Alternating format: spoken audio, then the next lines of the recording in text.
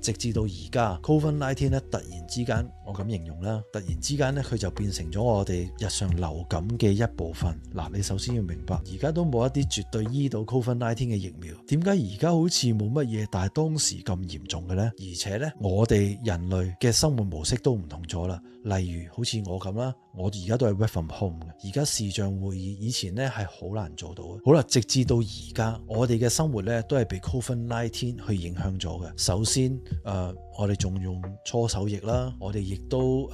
會 work from home 啦，我哋嘅消費模式唔同咗啦。我哋而家開始咧唔中意出街，我哋所有嘢咧都會喺室內進行，去做網購啊，我哋會中意睇片啊，我哋同人接觸少咗啊，咁所以呢個 COVID-19 俾人 call 係呢個 New World Order， 聽落都好似好合情合理嘅。而呢個 New World Order喺陰謀論嘅世界裏邊，亦都有一啲好似真實嘅證供去 prove 咗呢個 New World Order 咧係真實存在嘅。好啦，就例如聯合國啊，係被視為呢個影子陰謀集團運作嘅工具啊。陰謀論者聲稱聯合國啊有一個叫21世紀議程啦，同埋2030年可持續發展議程咧，係實施新世界秩序嘅一個藍圖嚟嘅。